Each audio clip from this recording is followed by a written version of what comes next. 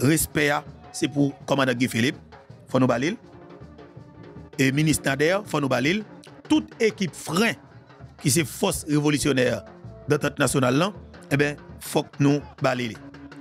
Et c'est très important. On a entendu la Chine qui est intervenue dans le Conseil de sécurité des Nations Unies, qui a avancé plusieurs arguments qui montraient à clair que il n'est pas capable de rentrer dans la logique tout de suite pour faire l'ONU engager une force maintien de paix. Et là, le plus loin, Jean-Guy Philippe te dit là, messieurs qui en bas n'ont pas une crasse légitimité populaire pour demander pour l'ONU rentrer dans le pays. Et ça, moi, c'est parole même qui sont dans le document que le commandant Guy Philippe te voyé. Et m'gelet là, entendez. Et puis pour nous capable d'intervenir tout d'abord, tout à l'heure. Oui. Monsieur le Président, partagez pour nous, oui? T'as pris, s'il vous plaît. la Chine et la Russie ont demandé l'organisation de ces séances d'information sur la question relative à Haïti pour deux raisons. Premièrement, obtenir des informations actualisées sur la situation sur le terrain en Haïti et deuxièmement, entendre des points de vue sur cette proposition visant à déployer une nouvelle opération de maintien de la paix en Haïti. Je remercie le secrétaire général, M. Yen Cha, ainsi que Mme Djouma pour leurs exposés. J'ai également écouté attentivement les déclarations des représentants des organisations de la société civile. Je souhaite la bienvenue à cette séance aux représentants d'Haïti et d'autres pays. Monsieur le Président, la question d'Haïti est à l'ordre du jour de Conseil depuis plus de 30 ans maintenant, au cours de ces 30 dernières années. Nous avons dans cette salle constaté le va-et-vient des cycles de la crise de ce pays, ainsi que l'augmentation constante des souffrances et de la tragédie du peuple haïtien. En juillet 2021, l'assassinat de l'ex-président haïtien Moïse a déclenché un nouveau cycle de chaos en Haïti depuis plus de 3 ans. Haïti connaît un vide de gouvernance nationale, l'intensification de luttes internes, le déchaînement des gangs, la violence et le choléra. Et ainsi, Haïti est victime de nombreuses crises politiques, socio-économiques et matérielles, et autres dont elle a du mal à sortir. La communauté internationale n'est pas restée les bras croisés face aux souffrances d'Haïti. Elle a toujours fourni un soutien pour atténuer les souffrances du peuple haïtien. Le Conseil de sécurité a continué à délibérer sur Haïti. Il appelle toutes les parties et factions haïtiennes à mettre de côté leurs intérêts, faire preuve de responsabilité, accorder la priorité à l'intérêt du pays et de la population, accélérer le processus politique. Le BINU et l'équipe de pays sont restés sur le terrain pour aider les autorités haïtiennes à stabiliser la situation, à aider le peuple haïtien à surmonter ses difficultés. Le Conseil de sécurité a adopté une résolution 2022 qui imposait des sanctions telles que le gel des avoirs, l'interdiction des déplacements, l'embargo sur les armes contre les gangs haïtiens.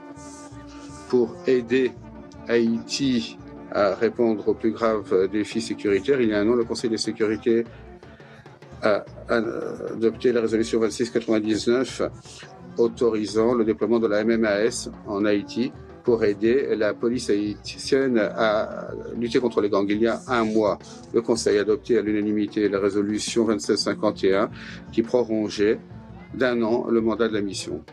Cependant, 1 mois plus tard seulement, certains ont demandé que cette mission se transforme en une opération de maintien de la paix de l'ONU. Nous ne pouvons que nous demander si la décision du Conseil de sécurité ne vaut rien et peut être modifiée d'un claquement de doigts. Est-ce qu'on peut totalement ignorer tout cela? Monsieur le Président, nous considérons que les travaux du Conseil mettent actuellement l'accent sur la promotion du déploiement rapide de la MMAS. En tout cas, ça devrait être ce qu'il fait. Discuter de cette transformation en OMP actuellement ne ferait qu'interférer avec la capacité de la mission à s'acquitter de son mandat et ferait qu'il serait encore plus difficile de financer cette mission. Cela rendrait le déploiement encore plus difficile. Plus important encore, pour des raisons pratiques comme perspective, nous devons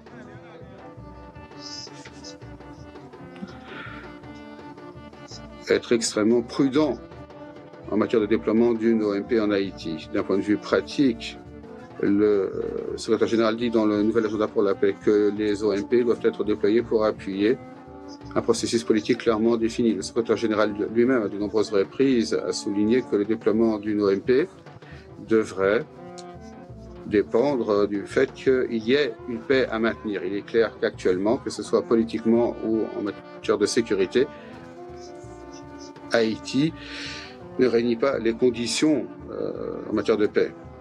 Plusieurs partis et factions en Haïti continuent à lutter entre le Conseil présidentiel de transition, créé il y a moins d'1 an, est affecté de polémiques. Le Premier ministre par intérim a été renvoyé 6 mois après ses fonctions. La tenue d'élection est encore très lointaine. Et la promotion d'un processus dirigé pris en main par les élections n'est pour le moment qu'un slogan. Pour ce qui est de la sécurité, la violence commise par les gangs reste omniprésente en Haïti. De grandes quantités d'armes et de munitions continuent également à affluer vers Haïti. De nombreux gangs sont armés jusqu'aux dents. Déployer une OMP à ce stade ne reviendrait qu'à placer les soldats de la paix sur la ligne de front de la bataille contre les gangs, ce qui les exposera d'importants risques en matière de sécurité. D'un point de vue historique, le déploiement d'OMP en Haïti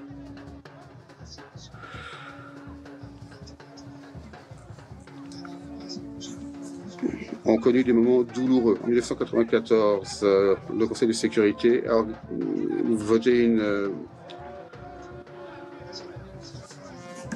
une résolution pour déployer une mission en Haïti pour mettre un terme à la dictature militaire. Dans les 7 ans qui ont suivi, l'ONU a déployé de nombreuses missions en Haïti.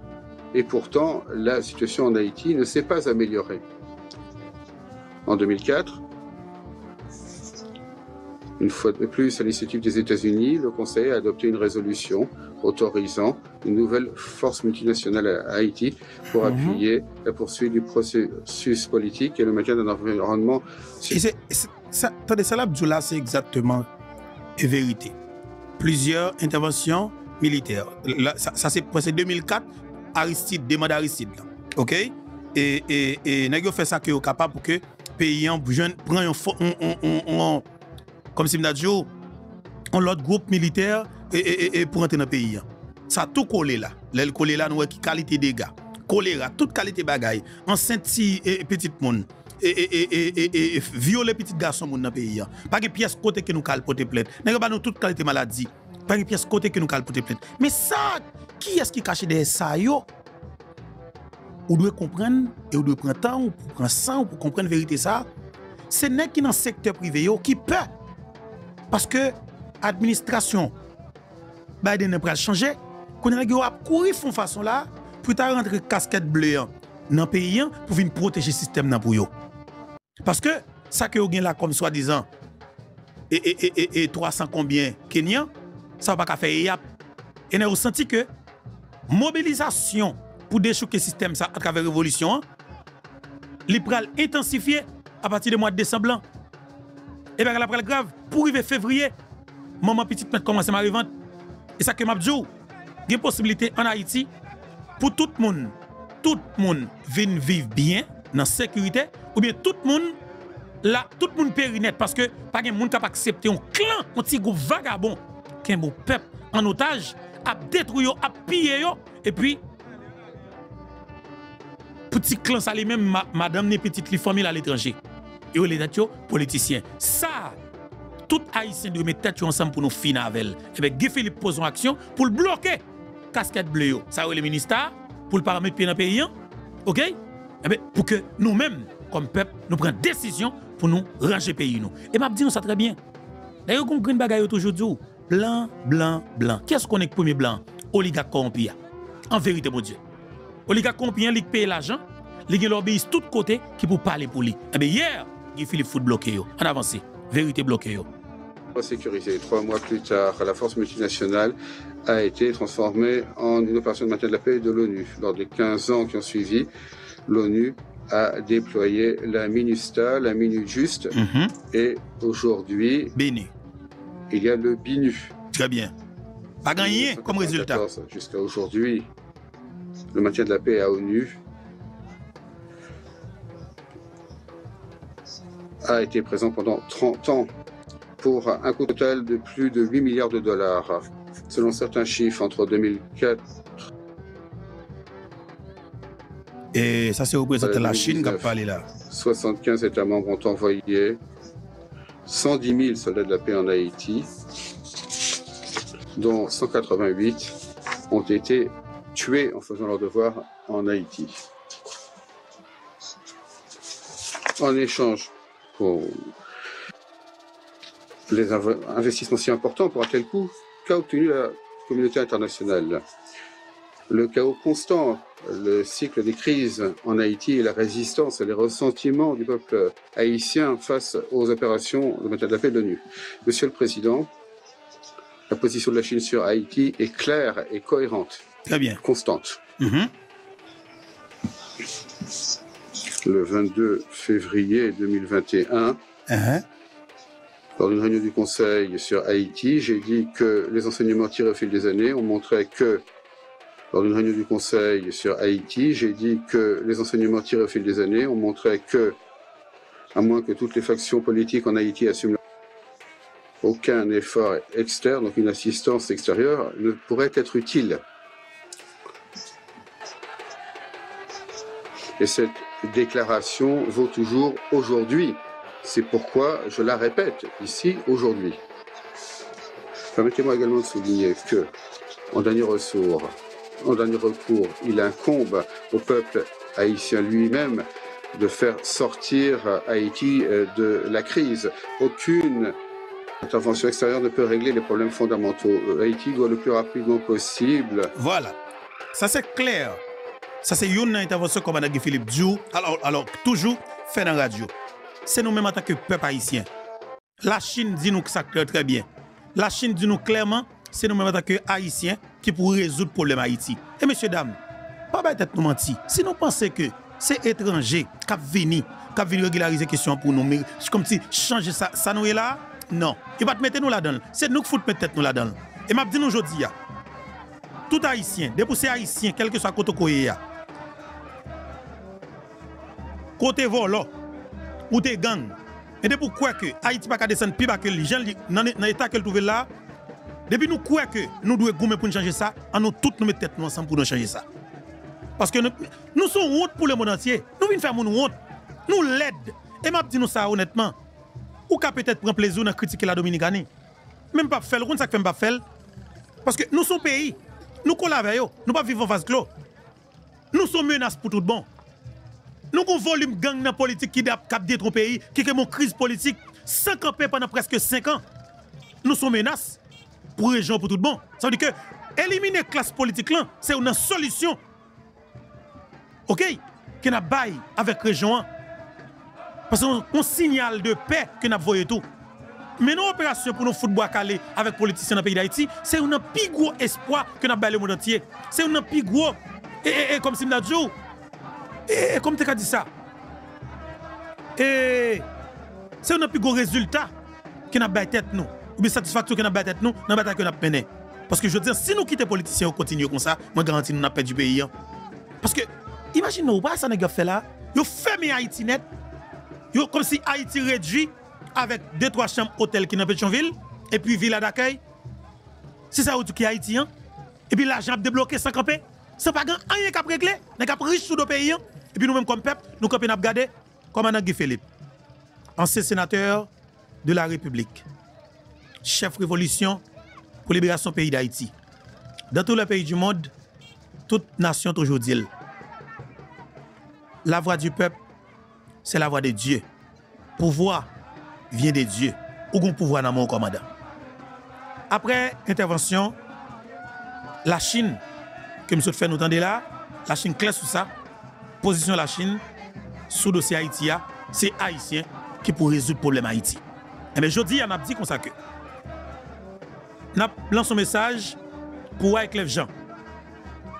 Wyclef Jean, je connais qu'il y a un peu de monde qui dit retirer quoi dans le dossier Haïti. Mais moi-même, ouvertement dans nos plateformes YouTube et Foubeto, dans tout le monde qui connaît nous, n'a pas demandé. Pas abandonner. Aidez-nous. On nous continuer avec le dossier dialogue là. Il faut que nous dialoguions pour que nous soyons capables de mettre la peine dans le pays pour nous sauver la vie haïtienne. Parce que nous sommes capables. Nous sommes capables et nous sommes capables dans le bon sens là. Je comme dans le pays toujours dit, il y a plusieurs façons de manger manioc en mer. Pour nous protéger la vie, moun sa yo k'ap vivre dans Port-au-Prince là, qui peut mourir toujours. Mais quelque part, on regarde apparemment, c'est des gens qui ne peuvent pas vivre. Mais si on avec petit souffle sur eux toujours, il y a espoir. Mais si il y a espoir, on nous fait tout ça que nous sommes capables pour nous faire graine balle là, pas venir tomber dans la tête pour ne pas suspendre, pour ne pas continuer à mourir. Parce que nous sommes capables. On nous dialoguer, on nous dialoguer, et puis là nous fin, graine maïa, nous va contrôler Bougon. Ça pour comprendre, nous va comprendre, nous sommes en dehors, nous ne pouvons pas dire plus sur ça. La Chine, position claire, maintenant nous allons aller sous position la Russie. Nous sortons dans la Chine, on a tombé dans la Russie. Parce que position la Russie et la Chine, c'est la même position. On a dit bravo encore une fois avec chef révolution qui c'est commandant Guy Philippe, effectivement, qui sous écran. Et commandant Guy Philippe, honnêtement, moi-même, je pense que vous frappez fort et vous te prévoilez, vous te dites comme ça que, ou même en tant que chef et révolution dans le pays d'Haïti, et nous écrivons le document que nous voyons et représentant la Chine, non? Eh bien, vous parlez de chef révolution et dans le pays d'Haïti. Et il y a un monde qui a une légitimité populaire, eh bien, commandant Guy Philippe, il attendez vous, et bien content, il attendez vous, et voir arriver loin. Mais maintenant, il faut que nous posions action concrète, il faut qu'on vienne adresser directement avec le peuple, tout de suite après intervention et la Chine, il faut qu'on adresse avec population pour population connaît qui ça qu'il doit prendre et comme décision, dit qui ça qui gagne comme alternative et après intervention et naturellement et la Chine et la Russie. C'est ça très intéressant pour nous pour que nous et mettez peuple au courant de ça qui va le passer et qui ça doit faire. Parce que son victoire en plus, et nous qui représentons la Chine a évoqué le dossier assassinat président Jovenel Moïse, et pas oublier non, il y a un gros pays qui oublie le dossier ça. Un gros pays qui oublie le dossier ça. Mais la Chine, nous que la Chine toujours parler du dossier assassinat président Jovenel Moïse. Ça, faut souligner ça, ça est important pour nous. On a le temps de maintenant intervention là aussi. Merci, Monsieur le Président. Nous remercions le sous-secrétaire général Miroslav Jenča pour son exposé. Nous avons écouté les exposés de Jean-William Pape et d'Anne Cohen. Nous remercions également Madame Djouma pour son exposé. Chers collègues, il se trouve que cette séance extraordinaire du Conseil de sécurité sur Haïti que nous avons demandé coïncide avec une nouvelle aggravation des risques dans le pays. On ne saurait pleinement décrire en paroles le choc et l'horreur face à ce qui se passe dans les rues de Port-au-Prince, où ces jours-ci, il y a de véritables combats entre les gangs et la police, avec l'appui de la population qui s'est armée pour essayer de préserver sa vie. Malheureusement, tous les acquis obtenus voilà, n'attend des représentants là aussi. Depuis le printemps ont été balayés. L'aéroport est à nouveau fermé. Les quartiers libérés des bandits sont à nouveau sous le contrôle des criminels. Des centaines de milliers de personnes ont dû quitter leur maison. De plus, la violence et le vide sécuritaire se sont répandus bien au-delà de la capitale haïtienne. Dans ces conditions, bien sûr, la communauté internationale doit agir en urgence pour stabiliser la situation en Haïti. Nous avions placé de grands espoirs sur la MMAS, qui n'est pas une mission onusienne. Tous pensaient que la MMAS recevrait le financement nécessaire promis par les bailleurs de fonds autour de cette idée et pourrait garantir le plein déploiement du contingent qui pourrait réaliser sa mission. C'est avec ces attentes que fin septembre, le Conseil a adopté à l'unanimité la résolution prorogeant le mandat de la MMAS d'un an. Cependant, il semble que ces problèmes et les incertitudes face auxquelles nous avions lancé des avertissements il y a un an sont devenus des obstacles insurmontables pour la mission. Si la situation reste inchangée, eh bien, il est temps de mener une discussion honnête sur l'efficacité et les perspectives de nos attentes s'agissant de la MMAS. Ce sera honnête également face aux Haïtiens qui désespèrent déjà de recevoir une aide internationale et par rapport aux Kenyans qui ont décidé, avec plein de dévouement, d'aider ce pays afro-caribéen et qui lui-même attendait de la communauté internationale qu'elle tiendrait ses promesses en matière d'aide financière. Il est tout simplement irresponsable de commencer à débattre d'une adaptation du mandat ou de transformation de la mission sans définir les problèmes auxquels se sont heurtés ses prédécesseurs et les moyens de les régler.